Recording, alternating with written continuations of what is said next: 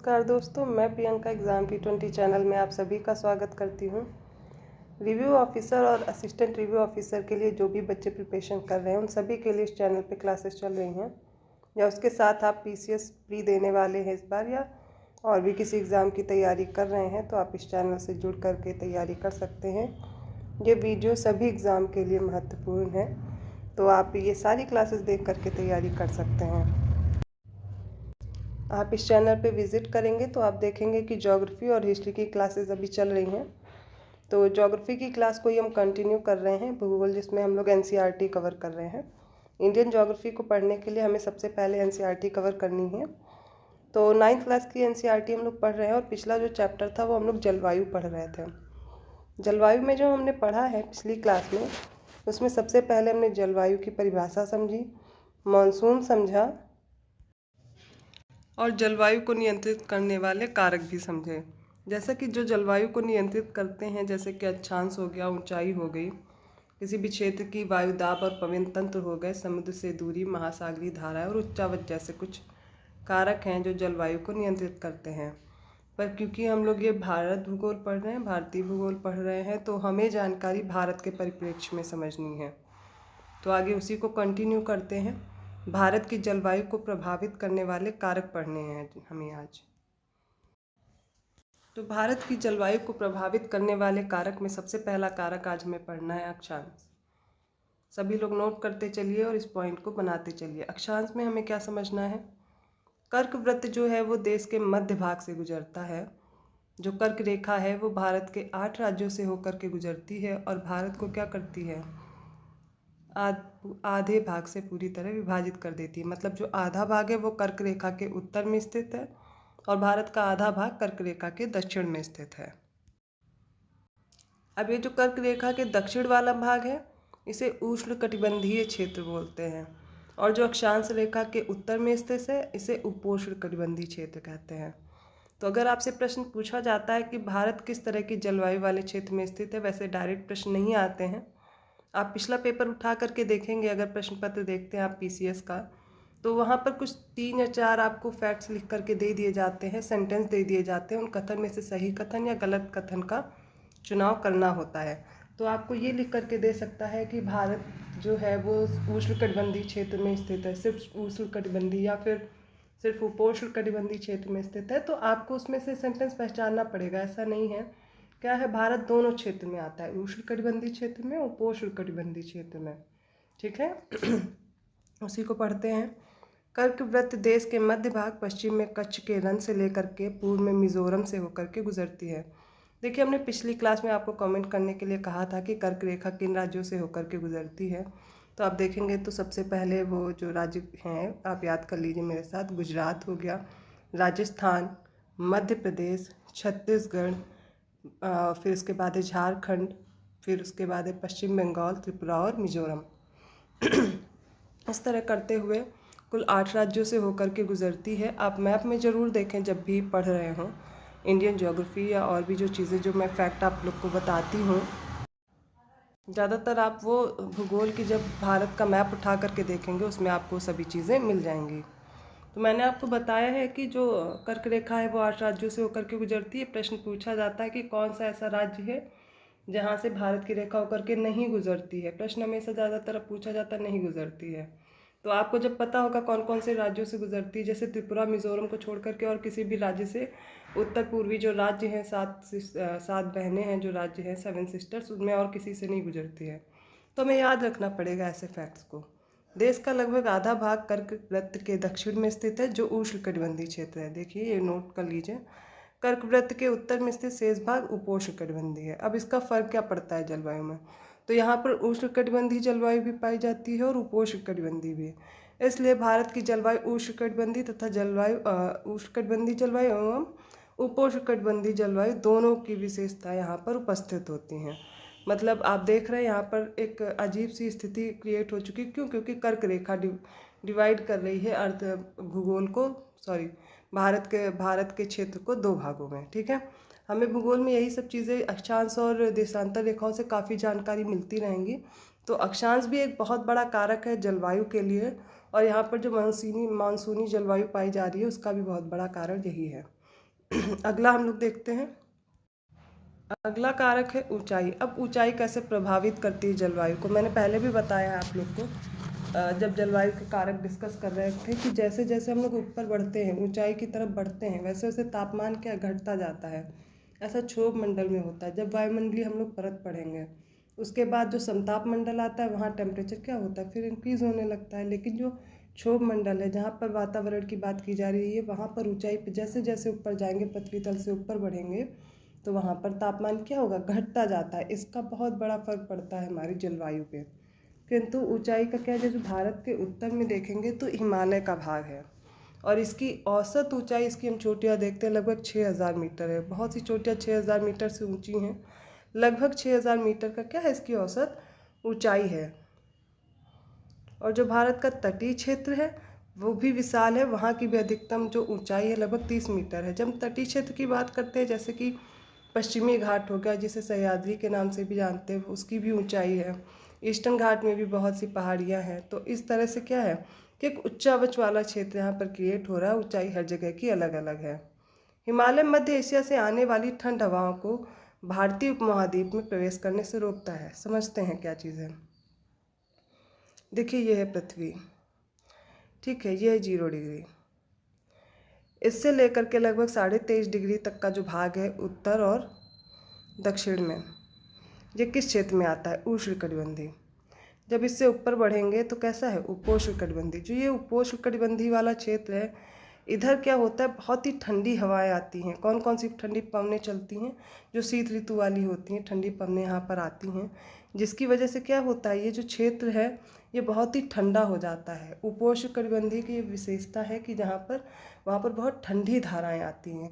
किंतु हिमालय क्या है, उसकी ऊंचाई बहुत ज़्यादा है और भारत के उत्तर में स्थित है। तो ये इसकी ऊंचाई होने की वजह से क्या करता है, जो उपोष्णकटिबंधीय वाली ठंडी हवाएं हैं उनको रोक लेता है, इन शीत हवाओं को रोकने का कार्य करता है। इसलिए यहाँ पर बहुत ज़्यादा सर्दी नहीं महसूस होती है।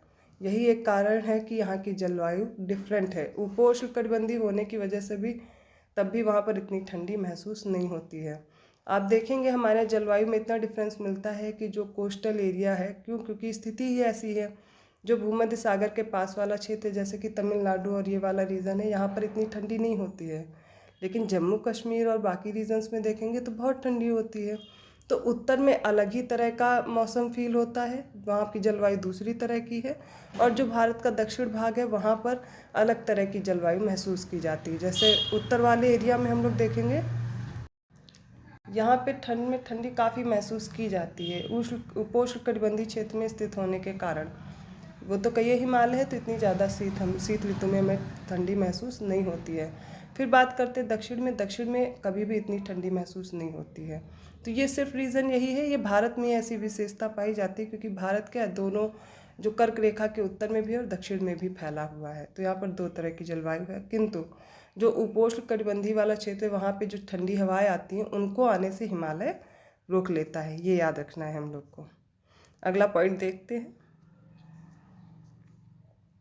इन पर्वतों के कारण इस क्षेत्र में मध्य एशिया की तुलना में ठंड कम पड़ती है। मैंने बताया ना, उपोष्णकटिबंधीय क्षेत्र में हवाएं ठंडी आती हैं, जिसकी वजह से ठंड का मौसम रहता है।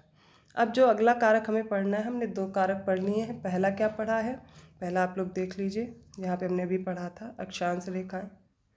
दूसरा क्या पढ़ा है, ऊंचाई पढ़ी है। तीसरा कारक हम लोग पढ़ने जा रहे हैं वायु दाब एवं पवन। अब ये वायु दाब क्या है और पवन क्या है। वायु दाब की अगर बात करें, भारत में जलवायु तथा संबंधित मौसमी अवस्थाएं निम्नलिखित वायुमंडलीय अवस्थाओं से संचालित होती हैं। पहला वायु दाब एवं धरातलीय पवनें हैं। दूसरा ऊपरी वायु परिसंचरण है। तीसरा क्या है, पश्चिमी चक्रवाती विक्षोभ एवं उष्णकटिबंधीय चक्रवात। अब हमें समझना है इनको। जो वायु दाब है, जो प्रेशर की बात की जा रही है, एयर प्रेशर की बात की जा रही है, ठीक है। जो अर्थ है उसको कई प्रेशर जोन में डिवाइड किया गया है और उन पे अलग अलग तरह की पवनें चलती हैं। तो जो भारत है वो जहाँ पर स्थित है, वहाँ पर व्यापारिक पवनें चलती हैं। ये है अर्थ 0 डिग्री। 0 डिग्री के आसपास वाले क्षेत्र में कैसी हवाएं चलती हैं, व्यापारिक पवनें चलती हैं, जिन्हें हम ट्रेड विंड्स भी बोलते हैं, ठीक है। ये क्यों चलती हैं अभी मैं आपको पूरी तरह से समझाती हूँ। फिर ऊपरी वायु परिसंचरण पढ़ना है, पश्चिमी चक्रवाती विक्षोभ और जैसे जेट धाराएँ हो गई, ठीक है, इन सबको हमें पढ़ना है। चलिए कंटिन्यू करते हैं। भारत उत्तर पूर्वी व्यापारिक पवनों वाले क्षेत्र में स्थित है। ये पवनें उत्तरी गोलार्ध के उपोष्ण कटिबंधीय उच्च दाब पट्टियों से उत्पन्न होती हैं। ये है, हम ग्लोब पर देखते हैं भारत कहाँ पर स्थित है, व्यापारिक पवनों वाले क्षेत्र में, क्योंकि भारत को हम क्या देखते हैं, उत्तर पूर्वी गोलार्ध में स्थित है। अब ये उत्तर पूर्वी गोलार्ध में होने की वजह से यहाँ पर जब हम लोग देखते हैं तो यहाँ पर कैसी पवनें चलती हैं, इस वाले प्रेशर बेल्ट पे हमने अभी डिस्कस किया था 0 डिग्री के आसपास वाले क्षेत्र में, जो कि उष्ण कटिबंधीय क्षेत्र है, यहाँ पर कौन सी पवनें चलती, ट्रेड विंड्स चलती, व्यापारिक पवनें। ये कैसी होती हैं, देखिए ये दक्षिण की ओर बहती हैं, दक्षिण की ओर मतलब ये ऊपर से नीचे की तरफ आती हैं, ठीक है। कोरियालिस बल के कारण दाहिनी ओर विक्षेपित होकर विषुवतीय निम्न दाब वाले क्षेत्र की ओर बढ़ती हैं। अब पूरी बात हम लोग समझते हैं कैसे क्या होता है। ये 0 डिग्री के आसपास की हवाएं, अब कलर बदल के मैं समझाती हूँ। ओके, यहाँ पर क्या होता है, जो उत्तर वाला क्षेत्र है यहाँ पर हाई प्रेशर क्रिएट होता है, ठीक है, हाई प्रेशर हो जाता है, और यहाँ से क्या होती है, जो हवाएं हैं वो आती हैं दक्षिण की तरफ। ये जो है कोरियालिस फोर्स क्या है, जैसे कोई भी चीज़ रोटेट कर रही है, ठीक है, तो उस पर एक बल लगता है जो उसके घूमने की वजह से, उसको क्या बोलते हैं, कोरियालिस बल। लेकिन फेरल ने हमें ये समझाया था, ये जो कोरियालिस बल है, ये जो आभासी बल लगता है पृथ्वी के घूर्णन की वजह से, ये क्या होता है, जो उत्तरी गोलार्ध है वहाँ पर दाहिनी तरफ मुड़ जाती हैं हवाएं, विक्षेपित हो जाती हैं, और जो ये सदर्न हेमिस्फीयर है, तो दक्षिणी गोलार्ध है, यहाँ पर क्या होंगी, ये बाईं तरफ मुड़ जाती हैं, ये लेफ़्ट वाली और ये राइट में मुड़ जाती हैं। तो जब ये दक्षिण की तरफ बढ़ रही होती है हवाएं, तो विक्षेपित होकर के किधर की तरफ मुड़ जाती हैं, दाईं तरफ मुड़ जाती हैं, या फिर घड़ी की सुई की दिशा में मुड़ जाती हैं। और अगर यही नीचे जब ये इधर की तरफ आती हैं तो किस दिशा में मुड़ जाएंगी, अपने बाईं तरफ। तो जो ये उत्तरी गोलार्ध वाला क्षेत्र है जहाँ पर भारत स्थित है, वहाँ पर ये व्यापारिक पवनें चलती हैं, किधर की किधर तरफ, ये हाई प्रेशर बेल्ट वाला जोन है, और यहाँ पर लो प्रेशर क्रिएट हो जाता है, तो ये हवाएं क्या होती हैं, इस दिशा में ऐसे बहती हैं। समझ आया। तो ये क्या होती हैं, स्थल से क्या होती है, समुद्र की ओर आती हैं, या फिर हम देखेंगे उपोष्ण कटिबंधीय वाले क्षेत्र में ये हाई प्रेशर से क्या होती हैं, लो प्रेशर की तरफ बढ़ती हैं। तो जब ये हवाएं ऐसे बढ़ती हैं तो ये शुष्क होती हैं, सबसे पहली बात, क्योंकि स्थल की तरफ, समुद्र की तरफ आ रही स्थल से, तो इनमें नमी नहीं होती है, ये शुष्क हवाएं होती हैं, ठीक है। इन पवनों में नमी की मात्रा बहुत कम होती है, क्योंकि ये स्थलीय भागों पर उत्पन्न होती हैं, बहती हैं, इसलिए इन पवनों के द्वारा वर्षा कम या नहीं होती है। क्यों नहीं होती है, हमने देखा ये जो हाई प्रेशर बेल्ट वाला रीजन है ये स्थल वाला है, और जब स्थल से समुद्र की ओर हवाएं बह रही हैं तो अपने साथ नमी, तो कहीं भी उनके रास्ते में नमी तो नहीं आ रही है, तो नमी नहीं लेके आती है, शुष्क हवाएं बहती है। लेकिन जो भारत में है फिर भी यहाँ पे बारिश होती है, क्यों होती है वो हम लोग समझते हैं। ये हवाएं हैं, इनको हम लोग क्या कहते हैं, व्यापारिक पवनें, ठीक है। अब ये किस दिशा में बहती हैं, दिशाओं का ज्ञान आप लोग देख लीजिए। इसको बोलते हैं उत्तर, ये दक्षिण है, ये पूर्व है, और ये है पश्चिम।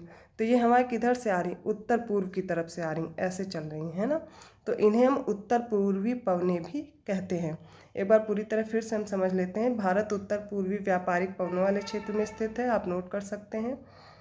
उत्तरी गोलार्ध के उपोष्ण, ये जो पवनें हैं ये उत्तरी गोलार्ध के उपोष्ण कटिबंधीय उच्च दाब पट्टियों से उत्पन्न होती हैं। उपोष्ण कटिबंधीय क्या है, जो कर्क रेखा है उसके उत्तर में स्थित है, वहाँ से जब पवनें उत्पन्न होती हैं तो किस तरफ, दक्षिण की ओर बहती हैं, क्योंकि कोरियालिस बल लगता है। और फेरल ने हमें समझाया था कि जब ये कोरियालिस बल की वजह से यहाँ पे एक फेरल का नियम लगता है कि उत्तरी गोलार्ध में जो हवाएं बह रही हैं वो विक्षेपित हो जाती, किस दिशा में, जैसे इधर आ रही हैं सीधे, तो विक्षेपित होकर के किस दिशा में मुड़ जाएंगी, अपनी दाहिनी तरफ, ठीक है। तो ये जो हवाएं हैं ये उत्तर पूर्वी पवनें होती हैं, ये अपने साथ नमी नहीं लाती हैं, इसलिए इन पवनों से कोई भी बारिश नहीं होती है। आगे पढ़ते हैं। कोरियालिस बल ये नीचे दिया भी हुआ है। पृथ्वी के घूर्णन के कारण उत्पन्न आभासी बल को कोरियालिस बल कहते हैं। इस बल के कारण पवनें उत्तरी गोलार्ध में दाहिनी ओर तथा दक्षिणी गोलार्ध में बाईं ओर विक्षेपित हो जाती हैं, इसे फेरल का नियम कहते हैं। देखिए कोरियालिस ने सिर्फ ये बताया था कि कोरियालिस बल लगता है, जब पृथ्वी घूर्णन करती है तो एक आभासी बल लगता है उस पर, लेकिन जो फेरल हैं उन्होंने समझाया था इस नियम को कि जो भी उत्तरी गोलार्ध में ये पवनें चलेंगी वो किधर विक्षेपित हो जाएंगी, दाहिनी तरफ, और दक्षिणी गोलार्ध में बाईं तरफ। आप क्लॉकवाइज और एंटी क्लॉकवाइज समझ सकते हैं, घड़ी की दिशा में या फिर घड़ी की विपरीत दिशा में। ऐसे आप इस नियम को याद कर सकते हैं और बहुत इंपॉर्टेंट है, इसे याद रखिएगा। भारत की वायु दाब एवं पवन तंत्र अद्वितीय है। शीत ऋतु में हिमालय के उत्तर में उच्च दाब होता है। अब जब शीत ऋतु की बात करेंगे, मान लीजिए ये हिमालय है, तो हिमालय के उत्तर में कैसा है, उच्च दाब क्रिएट हो रहा है, हाई प्रेशर। इस क्षेत्र की ठंडी शुष्क हवाएं दक्षिण में निम्न दाब वाले महासागरीय क्षेत्र के ऊपर बहती हैं। अब देखेंगे क्या होगा। अब ये ठंडी शुष्क जो धाराएं होंगी वो किधर की तरफ बहेंगी, ये इधर आएंगी नीचे की तरफ, निम्न दाब वाले क्षेत्र में। ग्रीष्म ऋतु में आंतरिक एशिया एवं उत्तरी पूर्वी भारत के ऊपर निम्न दाब क्षेत्र उत्पन्न हो जाता है। अब गर्मियों में क्या होगा, जो आंतरिक पूरा एशिया है या उत्तर पूर्वी जो भारत है वहाँ पर क्या होगा, फिर अभी तो ये ठंडी में यहाँ पे हाई प्रेशर क्रिएट हो रहा है, तो किधर चलेंगी ये हवा, इस तरफ। और गर्मियों में क्या होगा, लो प्रेशर क्रिएट हो जाएगा यहाँ पर, तब हवाएं कैसे चलने लगेंगी, इधर से इधर की तरफ। तो भारत के ऊपर निम्न दाब क्षेत्र उत्पन्न हो जाता है। इसके कारण गर्मी के दिनों में वायु की दिशा पूरी तरह से परिवर्तित हो जाती है। वायु दक्षिण में स्थित हिंद महासागर के उच्च दाब वाले क्षेत्र से दक्षिण पूर्वी दिशा में बहते हुए विषुवत वृत्त को पार कर दाहिनी ओर मुड़ते हुए भारतीय उपमहाद्वीप पर निम्न दाब की ओर बढ़ने लगती है। अभी हमने क्या समझा था, जैसे ये है भारत, हम मान लेते हैं, यहाँ पर हिमालय है। ठंडी के टाइम में क्या होगा, यहाँ पर हाई प्रेशर बनेगा, ठीक है। और ये वाला क्षेत्र जो इसके नीचे वाला क्षेत्र है, यहाँ पर क्या बन जाएगा, लो प्रेशर। तो हवाएं किधर से किधर को बहेंगी, हवाएं हाई प्रेशर से लो प्रेशर की तरफ आ रही हैं। तो ये कौन सी पवनें हैं, उत्तर पूर्वी पवनें, इनको हम बोलते हैं नॉर्थ ईस्ट विंड्स, ठीक है। ये किस टाइम की बात हो रही है, शीत ऋतु की। कंफर्म हो गया सबको। अब ग्रीष्म ऋतु की, गर्मियों की बात करेंगे, तो गर्मियों में क्या होगा, ये है भारत, यहाँ वाले रीजन में क्या होगा, अब यहाँ पर क्रिएट हो जाएगा लो प्रेशर, मतलब निम्न दाब। आई होप आप सभी को समझ में आ रहा होगा। और ये जो नीचे वाला क्षेत्र है, अब यहाँ पे क्या होगा, हाई प्रेशर, उच्च दाब वाला क्षेत्र बन जाएगा। अब ये उच्च दाब से क्या करेंगी, हवाएं इधर की तरफ चलेंगी, तो इनको हम क्या कहेंगे। अब इनकी दिशाएं देख लेते हैं। अब अगर ये दक्षिण और ये रहा पश्चिम, तो यहाँ पर कैसे चलेंगी, दक्षिण पश्चिम, तो इनको साउथ वेस्ट विंड बोलते हैं। कौन सी बोलते हैं, साउथ वेस्ट बोलते हैं। क्लियर रहेगा, ये दोनों, यही इस पे बताने की कोशिश की गई है पूरे इन बातों में। इन्हें दक्षिण पश्चिम मानसून पवनों के नाम से जाना जाता है। आप सभी लोग नोट कीजिएगा, अगर नहीं समझ में आया मैं फिर से समझा दूं कि शीत ऋतु के समय में भारत में जो ये हिमालय वाला क्षेत्र है, इसके उत्तर में हाई प्रेशर बन जाता है। तो जो भूमध्य, ये यहाँ पर जो ये रेखा वाला क्षेत्र है, यहाँ पर कैसा है, लो प्रेशर, मतलब यहाँ पे उच्च दाब और यहाँ पे निम्न दाब। हमेशा हवाएं किधर की तरफ बहेंगी, हाई प्रेशर से लो प्रेशर की तरफ। तो अब यहाँ पर कैसा बन जाएगा, हाई प्रेशर से लो प्रेशर की तरफ। तो ये कौन सी हवाएं चलती हैं, नॉर्थ ईस्ट वाली, उत्तर पूर्वी पवनें इनको बोलते हैं। और इनकी वजह से यहाँ पर बिल्कुल भी बारिश नहीं होती है, शुष्क हवाएं होती हैं।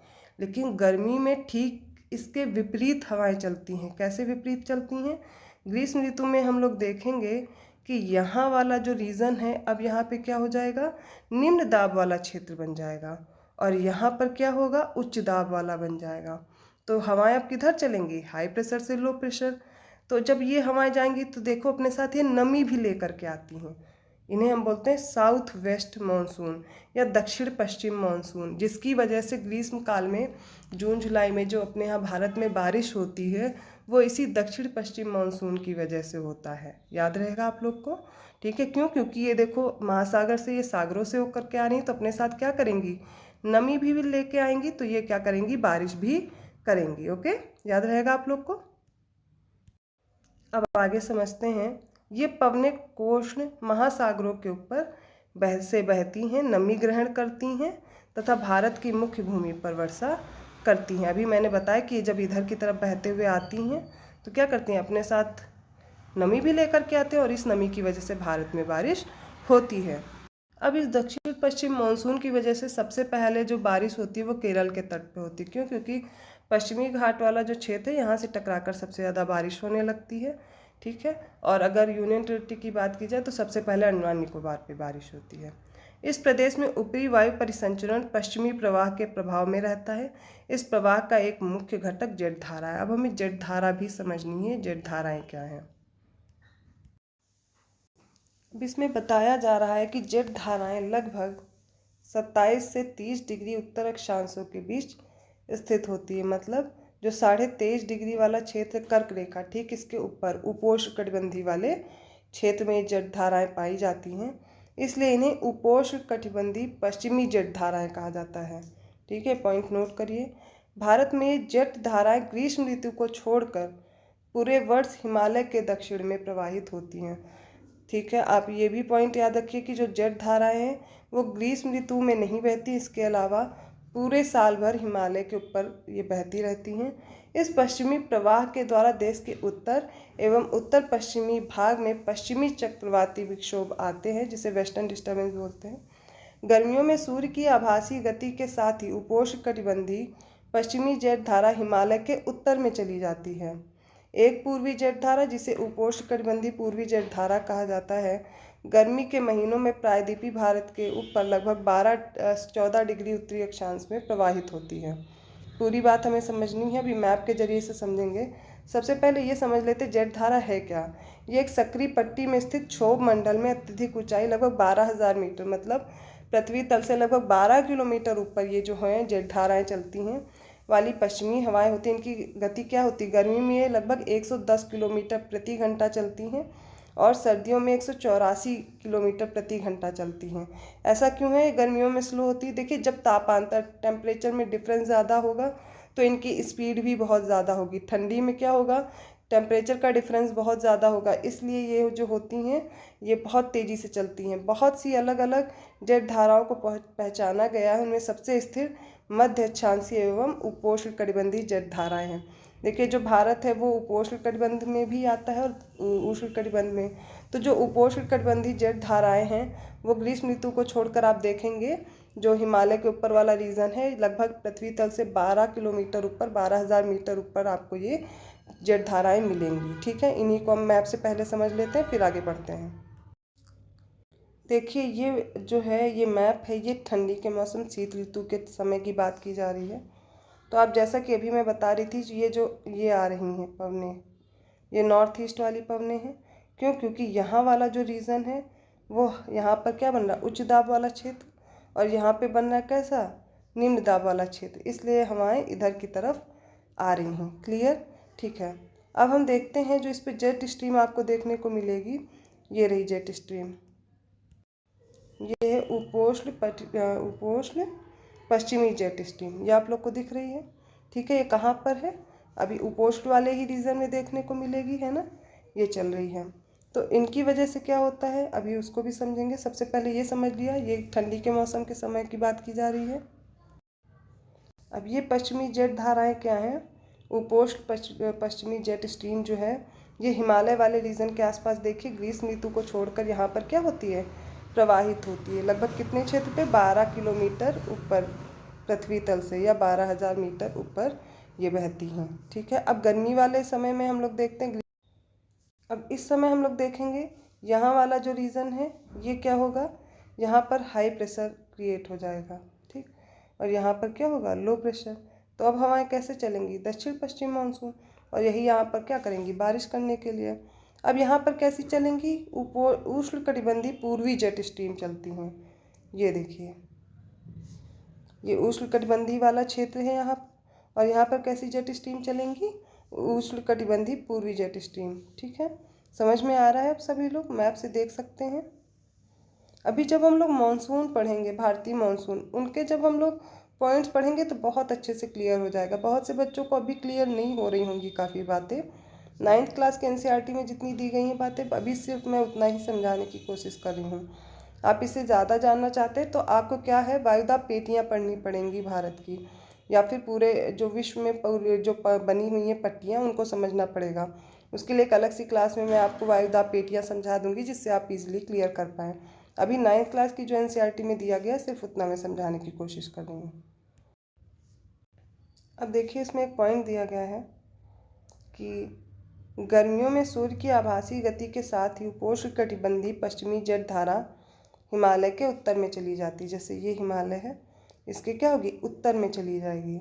और एक पूर्वी जेट धारा, उपोष्ण कटिबंधीय पूर्वी जेट धारा जिसे कहते हैं, ये कहाँ चली जाएगी, ये पश्चिमी जेट धारा है। और एक क्या होगी, पूर्वी जेट धारा, जो लगभग प्रायद्वीपीय भारत में बात करेंगे तो ये इधर चलेगी। कैसे, 14 डिग्री के आसपास। ठीक है, क्लियर हो गया।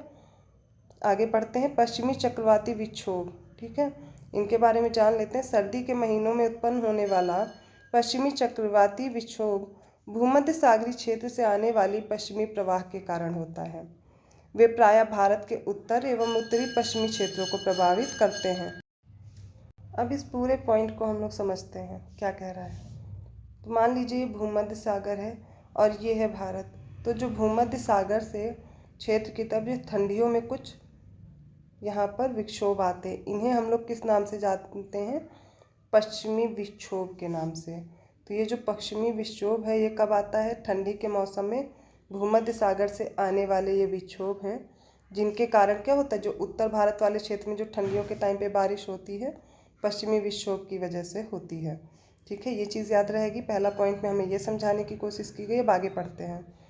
उष्णकटिबंधीय चक्रवात मानसूनी महीनों के साथ साथ अक्टूबर एवं नवंबर के महीनों में आते हैं तथा ये पूर्वी प्रवाह के एक भाग होते हैं एवं देश के तटीय क्षेत्रों को प्रभावित करते हैं। ठीक है, ये अलग पॉइंट था और ये अलग पॉइंट था, बहुत अच्छे से समझ लीजिएगा। इसमें पश्चिमी विक्षोभ की बात की गई है और यहाँ पर उष्णकटिबंधीय चक्रवात मानसूनी जो है, मानसून जो आता है उसकी बात की गई है। यहाँ पर क्या होता है, जो उष्णकटिबंधीय चक्रवात मानसूनी जो आते हैं, मानसून आते हैं, बहुत बार हमने सुना है कि उड़ीसा हो गया, आंध्र प्रदेश के तट पे बहुत से चक्रवात आते हैं। वो चक्रवात कब आते हैं, अक्टूबर नवंबर के महीने में आते हैं और बहुत ज़्यादा विनाशकारी होते हैं। उनको ये किसकी वजह से होते हैं, ये जो उष्णकटिबंधीय चक्रवात आते हैं उनकी वजह से होता है। अब ये उष्णकटिबंधीय चक्रवात बनते क्यों हैं, तो ये उच्च दाब और निम्न दाब के क्षेत्र की वजह से बनते हैं। चक्रवात वाले चैप्टर में हम लोग पढ़ेंगे। सबसे पहले आगे के पॉइंट हम लोग समझते हैं जिससे कि आपको ये और अच्छे से क्लियर हो जाए। चलिए पढ़ते हैं। अब हमें भारतीय मानसून पढ़ना है। जब भारतीय मानसून पढ़ेंगे तो हम भारत की जलवायु को और अच्छे से समझ पाएंगे। मैं इस चैप्टर के बाद लास्ट में समराइज वे में आपको बहुत अच्छे से चीज़ें समझा दूंगी। भारत की जलवायु मानसूनी पवनों से बहुत अधिक प्रभावित है। ऐतिहासिक काल में भारत आने वाले नाविकों ने सबसे पहले मानसून परिघटना पर ध्यान दिया था। पवन तंत्र की दिशा उलट जाने उत्क्रमण के कारण उन्हें लाभ हुआ, चूँकि उनके जहाज पवन के प्रवाह की दिशा पर निर्भर थे।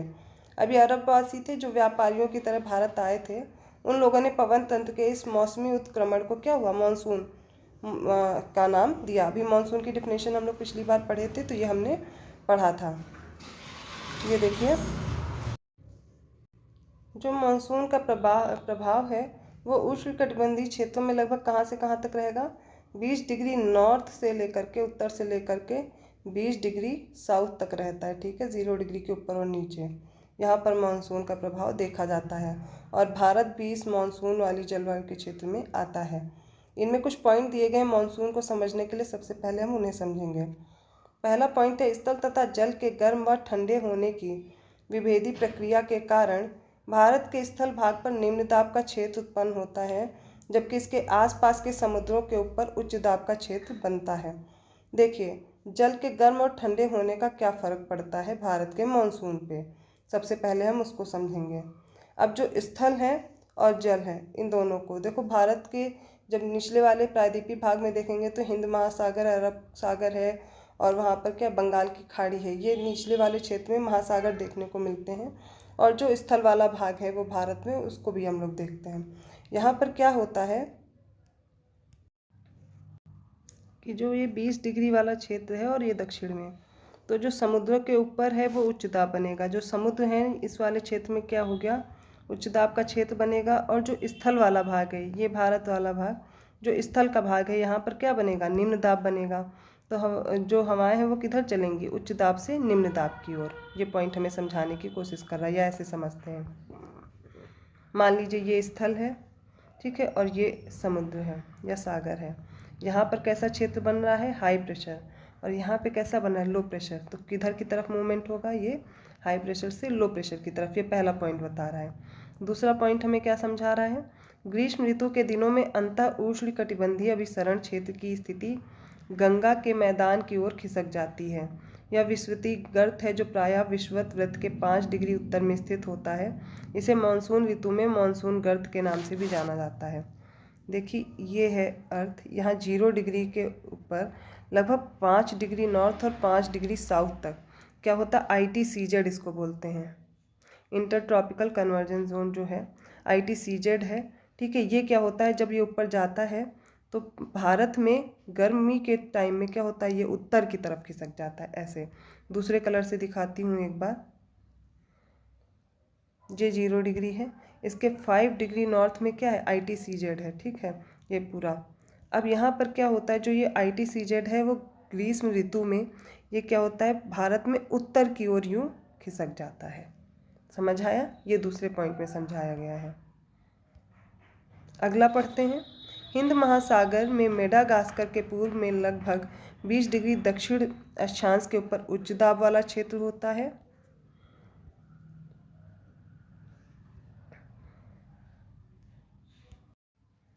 इस उच्च दाब वाले क्षेत्र की स्थिति एवं तीव्रता भारतीय मानसून को प्रभावित करती है, ठीक है। अब इस पॉइंट को समझते हैं, तीसरे वाले को। ये मान लीजिए अफ्रीका वाला रीजन है और यहाँ पर मेडागास्कर है, ठीक है। अब इसके पूर्व में बोला गया है यहाँ वाला रीजन लगभग 20 डिग्री के आसपास, यहाँ पर क्या होगा, यहाँ पर दक्षिण अक्षांश पे 20 डिग्री लगभग दक्षिण अक्षांश पे क्या बनेगा, यहाँ पर उच्च दाब वाला क्षेत्र बनेगा, ठीक है। इसके पूर्व में बात की जा रही है, यहाँ पर क्या बनेगा, हाई प्रेशर बनेगा। ये भी क्या करेगा, भारत का जो मानसून है उसको प्रभावित करने का कार्य। अगला पॉइंट है, ग्रीष्म ऋतु में तिब्बत का पठार बहुत अधिक गर्म हो जाता है, जिसके परिणाम स्वरूप पठार के ऊपर समुद्र तल से लगभग 9 किलोमीटर की ऊंचाई पर तीव्र ऊर्ध्वाधर वायु धाराओं एवं उच्च दाब का निर्माण होता है। अब गर्मी के टाइम पे जो तिब्बत का पठार है, ये हिमालय यहाँ के पास, ये जैसे तिब्बत का पठार है, ये बहुत गर्म हो जाता है। इसके फलस्वरूप क्या होगा, जो समुद्र तल से यहाँ पर जैसे समुद्र तल है, इसके ऊपर लगभग 9 किलोमीटर की ऊंचाई पर क्या होंगी, तीव्र ऊर्ध्वाधर जो क्या होंगी, धाराएं होंगी जो उच्च दाब का निर्माण करेंगी। यहाँ पे देखिए टेम्परेचर हाई है, तो अगर टेम्परेचर ज़्यादा है, तापमान अधिक है, तो यहाँ पर कैसा बनेगा, लो प्रेशर जोन क्रिएट हो जाएगा। कहाँ पर, तिब्बत के पठार वाले भाग में। और ये जो समुद्र तल वाला रीजन है, यहाँ पर कैसा जोन बनेगा, ये हाई प्रेशर बन जाएगा, उच्च दाब वाला क्षेत्र बन जाएगा। अब पवनें क्या होंगी, अब ये ऊर्ध्वाधर वायु धाराएं क्या होंगी, जो उच्च वायु दाब से क्या होंगी, निम्न वायु दाब की ओर प्रवाहित होना शुरू करेंगी, ठीक है। ग्रीष्म ऋतु में हिमालय के उत्तर पश्चिमी जेट धाराओं का तथा भारतीय प्रायद्वीप के उत्तर उष्ण कटिबंधीय पूर्वी जेट धाराओं का प्रभाव होता है। गर्मी में देखेंगे जो हिमालय के उत्तर पश्चिम जो जेट धाराएं हैं उनका प्रभाव देखने को मिलेगा, और जो भारत का प्रायद्वीप वाला क्षेत्र है वो उष्ण कटिबंधीय पूर्वी जेट धाराओं का प्रभाव देखा जाएगा। कैसे हम लोग समझते हैं कि गर्मियों में क्या होता है, अभी हम लोगों ने पढ़ा था, उत्तर पश्चिमी जेट धाराएं आती हैं, ऐसे भारत में प्रवेश कर जाती हैं, ठीक है। फिर अभी हमने जब पिछली बार पढ़ा, अभी पिछले ही वाले भाग में, उष्णकटिबंधीय पूर्वी जेट धाराओं की वजह से क्या होता है, उड़ीसा और आंध्र प्रदेश के तट पर जो बारिश होती है उसकी बात की जा रही है। अब ये अंतः उष्णकटिबंधीय अभिसरण क्षेत्र क्या है, इसको समझते हैं।